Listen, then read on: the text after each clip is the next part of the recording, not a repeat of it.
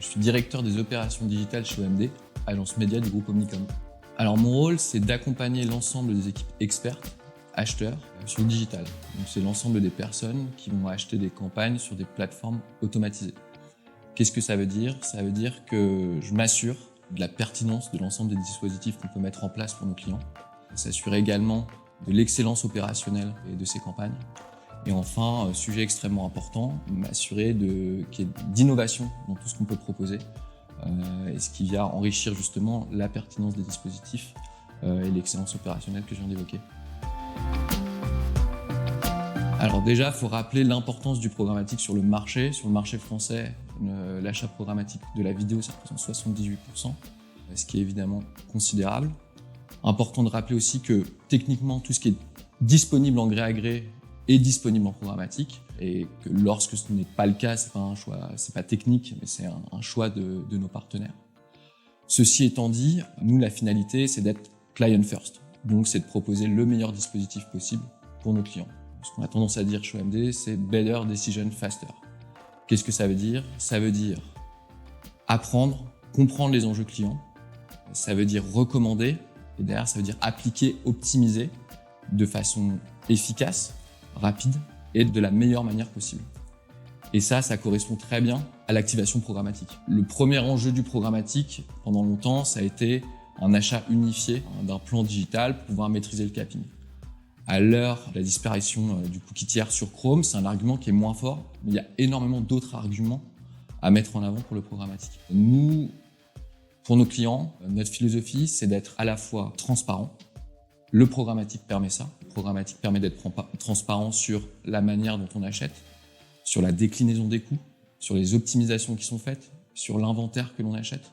Donc le programmatique est la meilleure solution. Ensuite, le programmatique nous permet d'être performants. On a des traders qui sont extrêmement bien formés, qui sont experts, et on leur fait confiance. L'achat via une plateforme comme Hawk nous permet de nous assurer la régularité, la compréhension des enjeux clients et donc les meilleures performances possibles. Et ensuite, on a évidemment le sujet de l'innovation et le programmatique, la flexibilité du programmatique est le meilleur levier pour pouvoir réaliser ces tests. Et enfin, et c'est selon moi le plus important, c'est l'adaptabilité. Depuis le Covid, nos clients nous demandent d'être de plus en plus réactifs. Le programmatique nous permet d'optimiser, de couper une campagne, de changer les créas de façon extrêmement efficace. Voilà la philosophie OMD pour le programmatique. C'est vraiment un des points forts de Hawk, c'est l'accompagnement des traders. On a, comme je l'ai dit, un besoin d'adaptabilité qui est très fort et il faut que je loue la présence et l'accompagnement des commerciaux et des AdOps Hawk qui nous permettent de répondre justement à cette exigence de la part des clients. Alors premièrement, comme je l'ai évoqué, l'accompagnement qui est régulier et pertinent et qui nous aide énormément dans les opérations de nos campagnes. Deuxièmement, je parlerai de la plateforme qui est simple d'utilisation et qui nous permet d'être efficace, encore une fois. Ensuite, je reviendrai sur l'audio, l'expertise de Hawk, les excellentes connexions qu'il peut y avoir avec les SSP audio. Et enfin, un aspect important dans notre besoin d'adaptabilité, c'est aussi la capacité à accepter des créas très rapidement.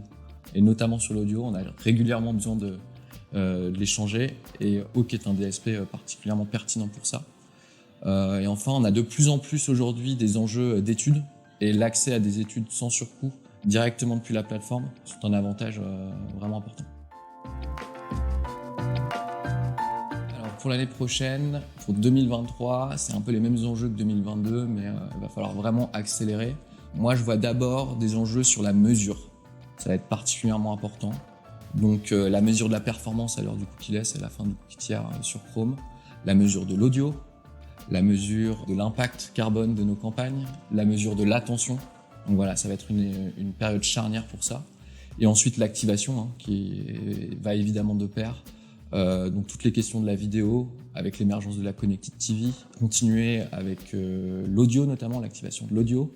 Et puis l'un des sujets centraux, c'est évidemment le ciblage à l'heure de la fin du cookie tiers sur Chrome, évidemment.